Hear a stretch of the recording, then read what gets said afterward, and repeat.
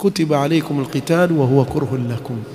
Akamil alaya wa asa an takrahu shay'an wa huwa khairun lakum wa asa an tuhibbu shay'an wa huwa sharrun lakum wallahu ya'lamu wa antum la ta'lamun. Kwa nini katika hizi aya mbili imekuja wallahu ya'lamu wa antum la ta'lamun? Tazama Allah subhanahu wa ta'ala akizungumza katika ahkam, hukumu ambayo nafsi haipendi, nafsi haitaki kufanya. Allah ataka kuijuza nafsi ya mwanadamu kwa mimi najua kwa nini nimekuamrisha ufanye hivi, mimi najua mambo wewe hujui. Wallahu ya'lamu wa antum la ta'lamun. Kwa kuwa vita ni kitu ambacho nafsi aslan haipendi. Nani anayependa kwenda mahali pengine atauawa? Nafsi haipendi jambo kama hilo. Lakini Allah akasema kutiba alaykumul qital wa huwa kurhun lakum wa asa an takrahu shay'an wa huwa khairun lakum wa asa an tuhibbu shay'an wa huwa sharrun lakum wallahu ya'lamu wa antum la ta'lamun. Hata ikiwa wewe huioni ile khairi, wewe fuata amri yangu, mimi kuna mambo najua wewe huyajui. Na hapa katika talaq niwapeni mfano. Kwa mfano mtu amemuozesha kijana binti yake, kamuozesha kwa heshima kabisa. Baada ya kumuozesha yule kijana akamwacha yule binti, katokea suu tafahuma, akamwacha. Lakini hawakuachana kwa uzuri, pengine alikuwa yompiga bibi yake, amtupia maneno mabaya. Kisha baada ile talaka kupita ya kwanza kwa mfano, ikaisha eda yake asimrudishe mke wake. Kisha yule bwana akarudi, bwana mimi nataka tena kumchukua huyu bibi yangu turudiane, yani kwa nikah mpya. Hapa yule mtu aliyemuozesha mwanzo yafikiria nini? Mimi nimekuozesha huyu binti, wewe ukamfanyia mambo haya, ukampiga, ukamtumia maneno machafu. Pengine si ajabu pia yeye yule baba akaingia katika ile kesi akakosiwa heshima mfano. Lakini sasa amerudi asema mimi namtaka huyu bibi yangu turegeleane. Unafahamu sio? Sasa hapa nafsi ya mwanadamu kweli yule wali yule yampa kuwa ampe tena yule binti? Haimpi, si ndio? Kwa Allah hapa subhanahu wa ta'ala akasema wa idha talaqtumun nisaa fabalaghna ajalahunna, eda shaisha, fala ta'dhuluhunna, msiwazuie hao wanawake hao walioachwa mpaka eda ikaisha, anyankihna azwajahunna, wana kuolewa na hao waume zao ambao wamewaacha mpaka eda ikaisha.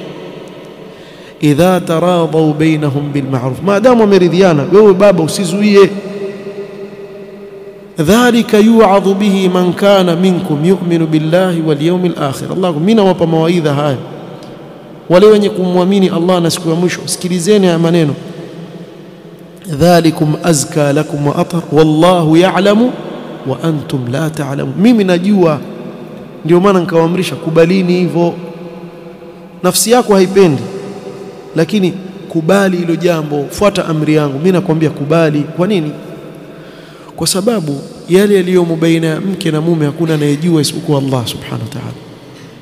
Yawezekana kuwa walikosana, walipigana, wakaachana, lakini kila mmoja kisha kwenda kwao akakaa chini akafikiria, yule mume akajuta bwana, na yule mke yule kuna mambo ambayo yatamvutia kwa yule mume wake wa mwanzo, akawa pia yuamkumbuka yule mume.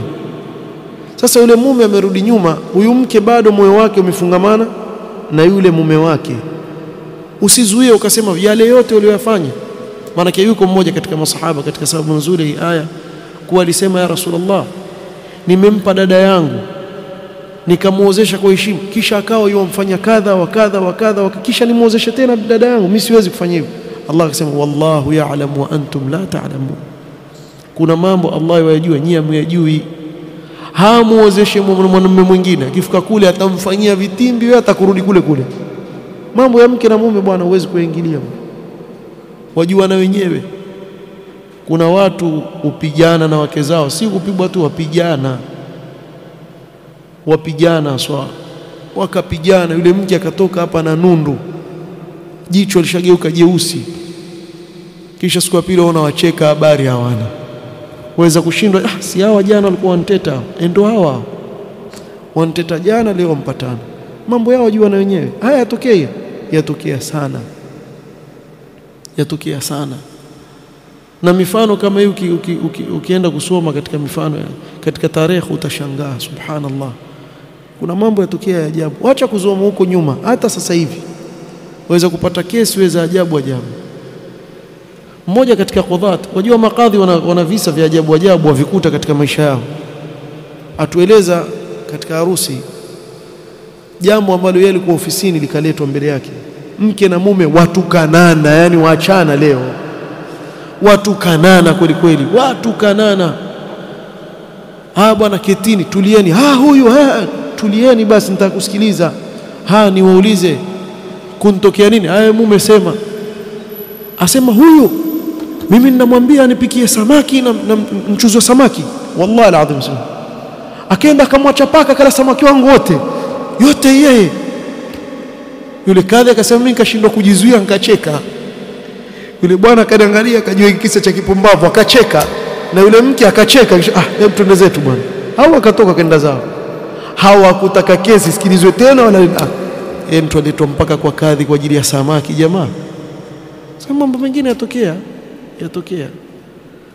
Kwa hivyo wewe kama wali ukaambiwa kuwa fuata hii amri yangu, Allah ajua mambo ambayo wewe huyajui. Wallahu ya'lamu wa antum la ta'lamun. Kwa hivyo ukiona hii wallahu ya'lamu wa antum la ta'lamun, tizama vizuri ile hukumu, utakuta kuwa nafsi haipendi ile hukumu. Kwa Allah hapa ataka wewe ufuate maamrisho yake. Kuna mambo ayajua yeye asiri, wewe huyajui. Mfahamu? Na usianze kuuliza sasa, binti yangu kweli utakubali kurudi kwa yule vile alivyokufa na wewe ulivyomtetea na ukazua vita pale? Ataka kurudi, wajua na wenyewe wana ihsani gani baina yao. Kwa hivyo Allah akwambia usimzuie, mwache aolewe, usije ukampa mtu mwingine kaleta balaa. Wallahu ya'lamu wa antum la ta'lamun. نكتفي بهذا القدر والله تعالى أعلم. سبحانك اللهم وبحمدك أشهد أن لا إله إلا أنت أستغفرك وأتوب إليك. بارك الله فيكم. صلوا